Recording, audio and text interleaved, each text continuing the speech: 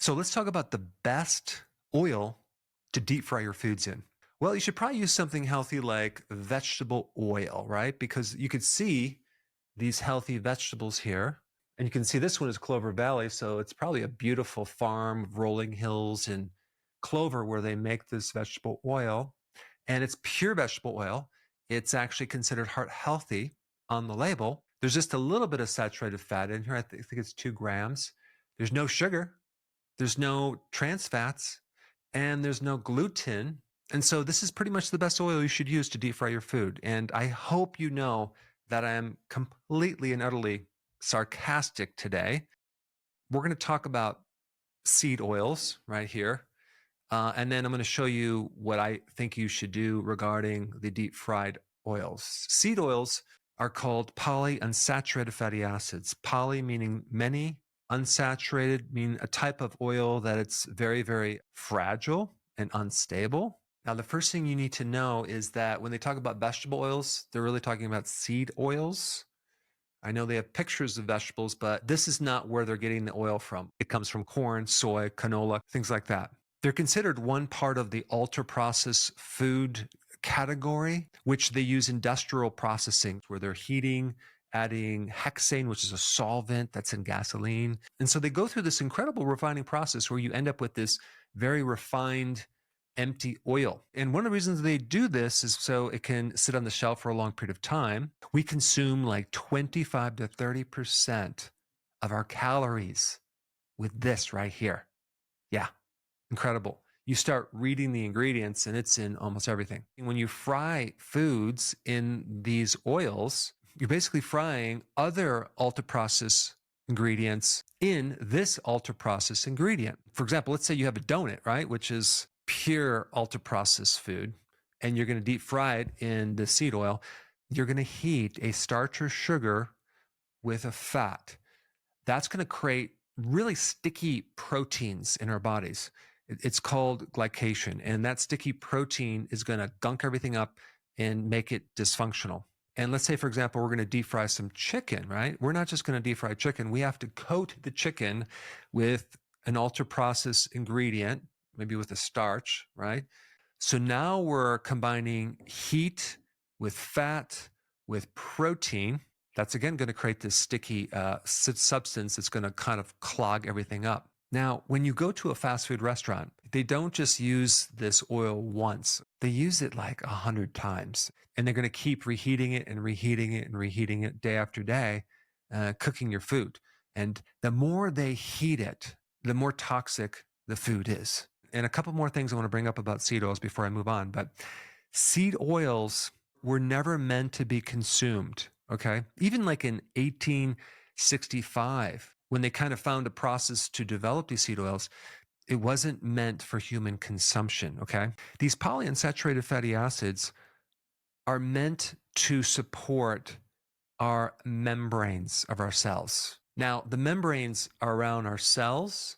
Also, if you look inside the cell, you have all these little things that do the work. Each thing has a bag around it, which is a membrane. They allow things to communicate back and forth, but you also have the mitochondria in here. And the mitochondria is really important because nearly every disease relates to a dysfunctional mitochondria. And the seed oils can actually get into the membranes and replace the membranes. And so if you're replacing the membranes with this material, it's not good. So I'm studying a book on membranes right here, Basic Principle of Membrane Technology.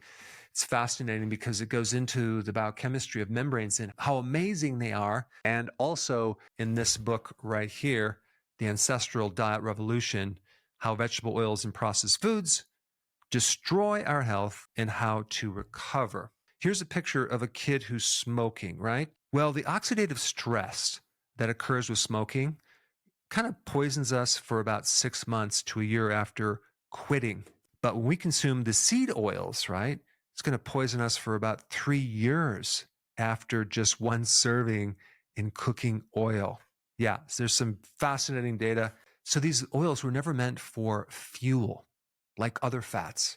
And the biggest damaging effect from these seed oils is what they do to your mitochondria. And this is why seed oils lead to insulin resistance. Of course, from there, you have a fatty liver, obesity, heart disease, increase your risk for cancer, et cetera, et cetera, et cetera. So anytime you add heat to seed oils, and by the way, they're already heated when you get them, you create more toxicity, and they actually give off a lot of byproducts that creates a lot of, it's called oxidation.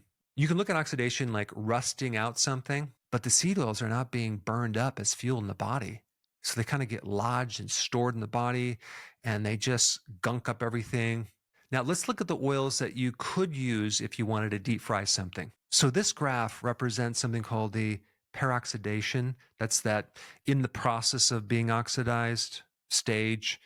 Soybean is the highest, right? So it creates a lot of problems. And then we have corn oil, then we have sunflower oil, and then canola, and then we have olive, beef tallow, and coconut. So if you wanted to deep fry something, okay, you have options. You have avocado oil, you have coconut oil, you have palm oil, you have olive oil, then you have tallow, okay, and then you have butter or ghee. So you could potentially use any one of those oils. Now, here's the problem. You probably shouldn't be deep frying any food at high heat because no matter what oil that you use, high heat is going to create problems. Avocado oil, if you get it really refined, it's going to create more damage. If you get it like healthier when it's where actually the color of it's green and it's cold process, you probably should just put it on your salad and not use it with heat. But avocado oil does have higher amounts of monounsaturated, which is going to oxidize less.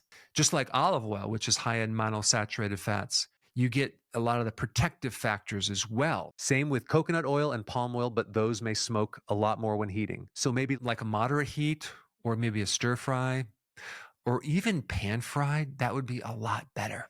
And then you get to tallow, beef fat, because that's going to be much better for you. You can also use ghee, which is a little bit better than butter if you're cooking it to higher heat. But with butter, especially with like eggs and things or stir frying vegetables, you're not going to heat it to the point where it's so hot that you're going to get smoking. And I think you're going to enjoy the flavor from just using butter. I think pan frying is going to be much better. If you can do an air fryer, that would be awesome because you don't have to use any oils.